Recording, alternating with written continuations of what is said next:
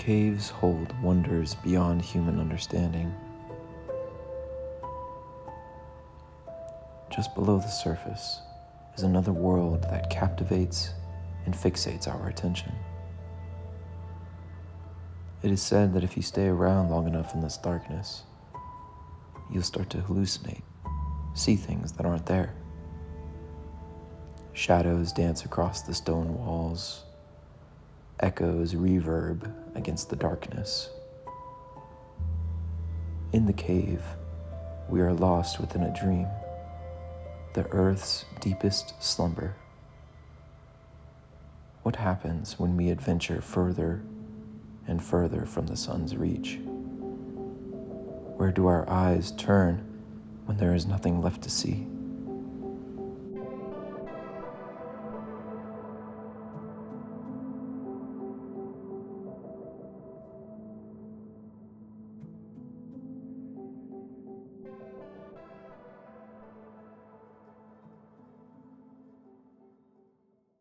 Welcome to the World of Words. This is a hardcore Minecraft series in which we play Minecraft and talk philosophy and literature. It seeks to be educational while also entertaining. Minecraft was once titled Cave Game, and thus we will be delving into the caves today, both literally and metaphorically in our philosophical reflections. But first, some housekeeping. I love making a to-do list, even if I don't get to everything on the to-do list. I just love making plans. And the plan for this episode is to first decorate the interior of the cabin. After that, we will go on our caving expedition and build a mining entrance. And throughout the episode, we will be discussing Plato's Allegory of the Cave. I started off by cooking up some beef because I knew we would need that on our caving expedition. I then started the interior of the cabin, adding chiseled bookshelves to one side and a regular bookshelf to the other side. I threw in some oak trap doors to create shelving at the top. I love this little detail.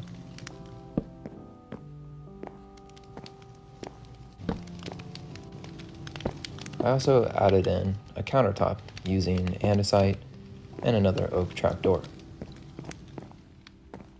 I did this on both sides of the library area. After that, I added more stuff to the top shelves, such as another bookshelf and a chest.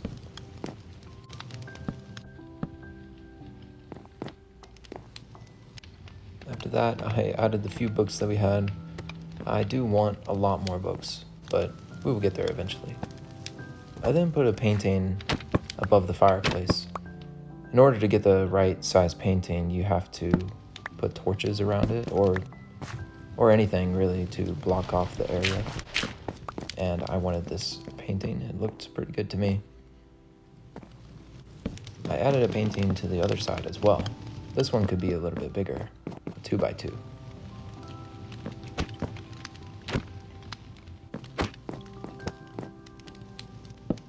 I like this painting because the statue, the man in the painting, looks like a philosopher to me.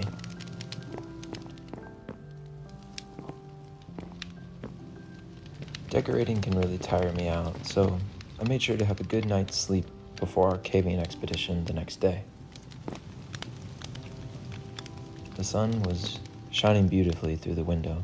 A great day to go caving. While organizing my inventory, I had a visitor, an Enderman.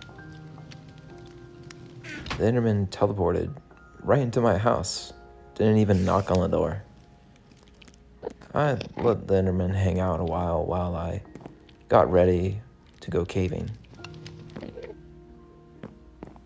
Endermen don't hurt you unless you hurt them or if you make eye contact for too long. And this one seemed to want to just watch over things. To prepare, I made iron armor, my first iron armor in this world, and an iron sword. I also made a bundle for easy storage, torches, and a shield. Looking like this, I think I scared away the Enderman.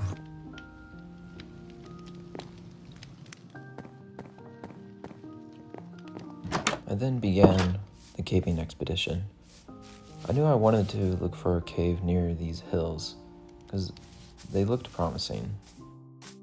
So I headed that way.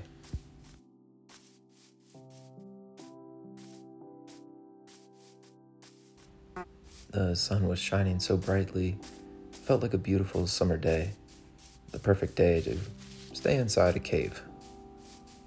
I had to cross this river in order to get to the hills. However, around the hills, I couldn't really find a place to cave. It wasn't until nightfall that I found what looked like a promising cave. I made my descent. However, around almost every corner, I found a dead end. There was a little bit of iron around this area, so I mined that. The main reason I was here, though, was not just resources. I wanted a solid adventure, something to remember. Outside the cave, I found a good view of the home. I went back to where I started, or another entrance, when I came across a creeper.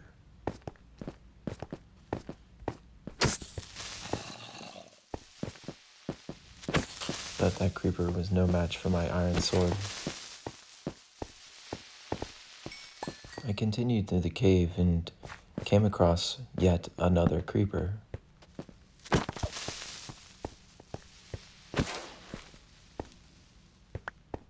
And around the corner, yet another creeper. This one, though, well, yeah. I'm happy I had a shield. Trying to remain calm and alert, I continued through the cave and found more coal.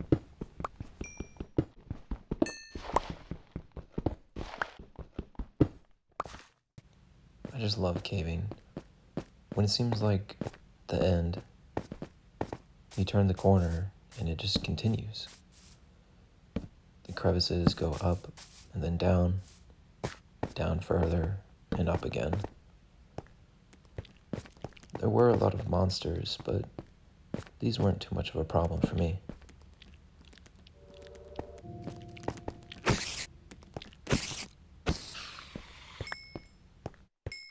What I found the most of was coal. This would be helpful because it would help light up the way as we continue.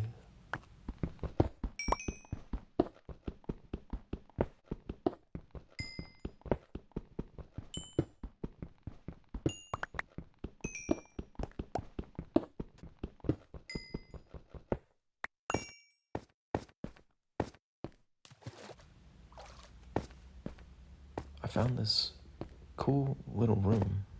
It reminded me of the old Minecraft days. You would find these rooms quite often while caving.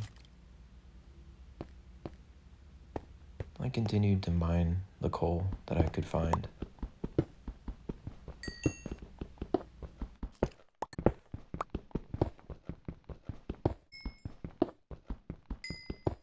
While mining this coal, I came across an opening. This is one thing I love about caving. There's always something hidden behind the surface of things.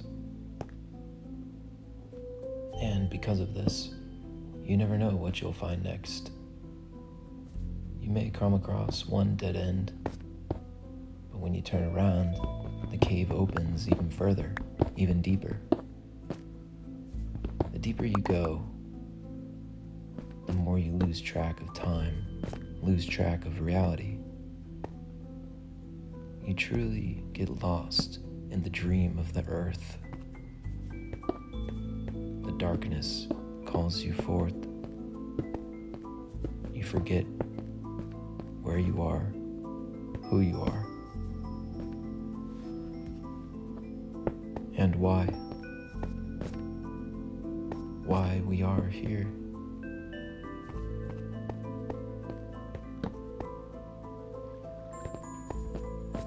only thing to keep you company are the monsters of your own mind.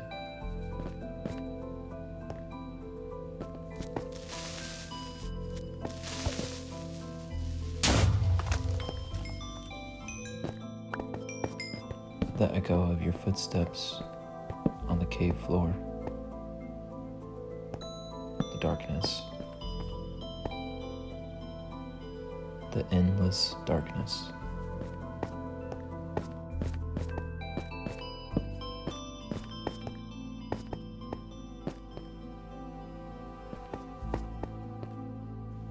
Haven't I been here before? Haven't I seen this before? The truth dissolves. Timelines dismantled. I am disoriented. It's as though I am trapped in an illusion, but it is not my illusion. It is someone else's. But whose illusion is this? And why? I will never know.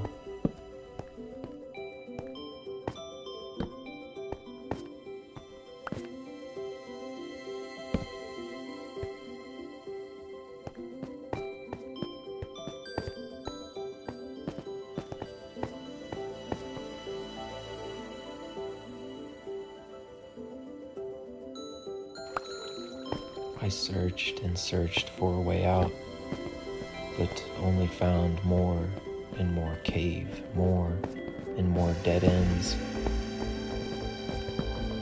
Illusions of reality, of truth, are the most difficult illusions to break out from. But the first step is a change in mindset, awareness, open-mindedness, persistence. With these modes of thought, you will find a way out. You will find the path to truth.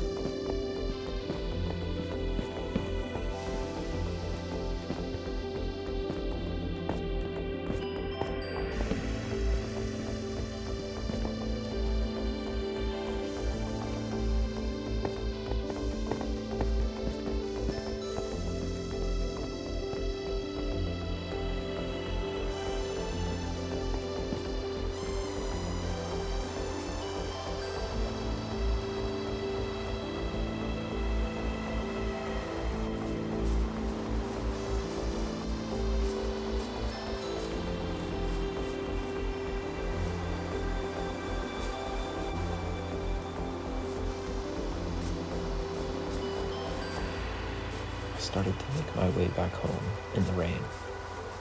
Though it was dark and cold, it felt as though the rain was washing away all of the troubles of the cave. And just over the hill, I saw the light of my home. There were a lot of monsters there to greet me. There were even a couple skeletons. I ran inside, but they wouldn't leave. I knew I had to fight them, but they ended up fighting each other.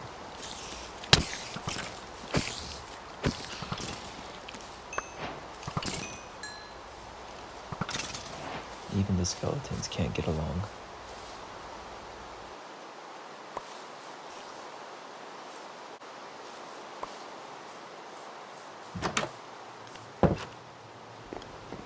Back inside, the rain stopped and the sun shone brightly. I put away the resources I collected, some iron and coal. After organizing everything, I made my way over to the hills where I wanted to build the mining entrance. I just love this area, with the pond in front of the hills, especially while the sun is rising. The grass is green and vibrant. It's really quite beautiful. I started by removing the grass, dirt, and stone to create the mining entrance.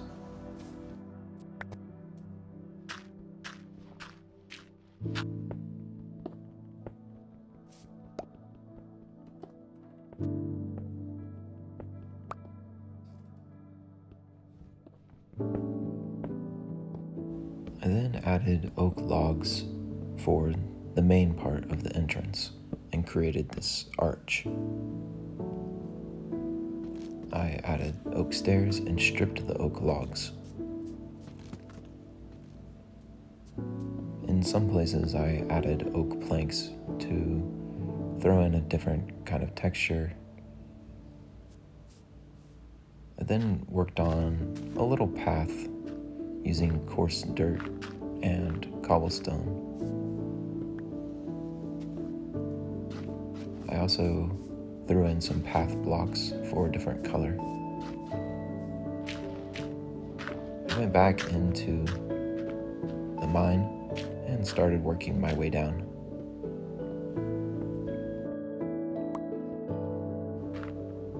On the way down, I came across water. It seemed that I dug straight into a pond that was nearby. I checked to see which direction I should go next, covered it up, and started digging to the right instead.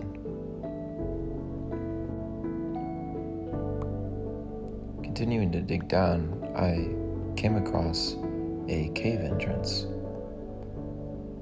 I looked around, but I felt like I'd done enough caving for right now, so I decided to come back later. On my way up, I added in some stairs.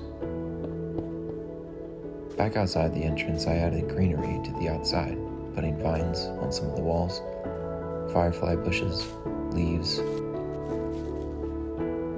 and some railing. I added minecarts to both sides and some ore blocks. I then added some more greenery, such as the bushes and my favorite flower, the azure bluet.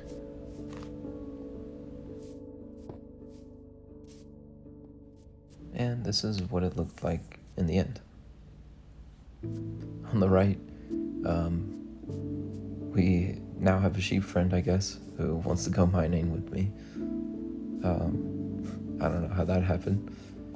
And on the left, we have the furnaces, another minecart, and going through the entrance, we have the leaves, the greenery, stairs, and I added a door here just to keep us more safe. And then down that way is the cave that we saw.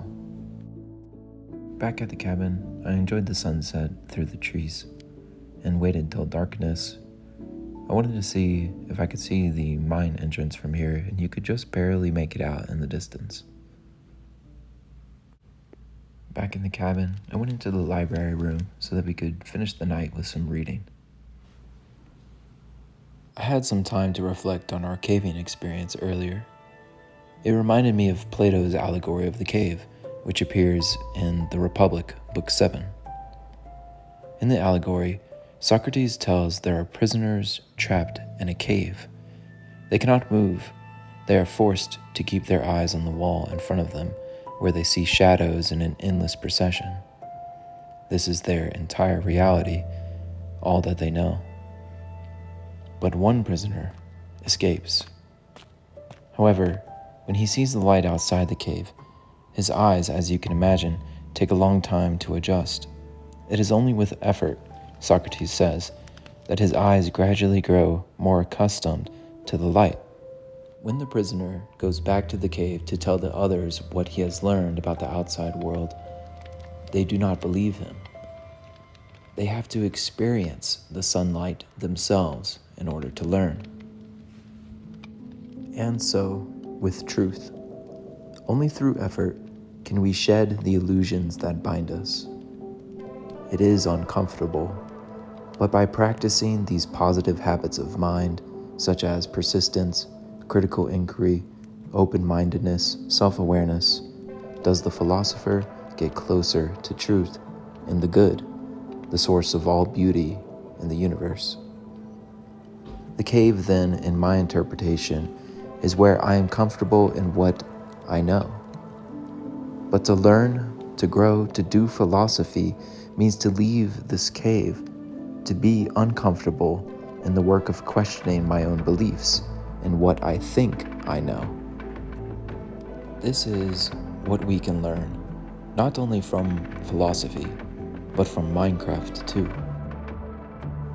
This world is full of infinite possibilities. It is only a matter of opening your eyes.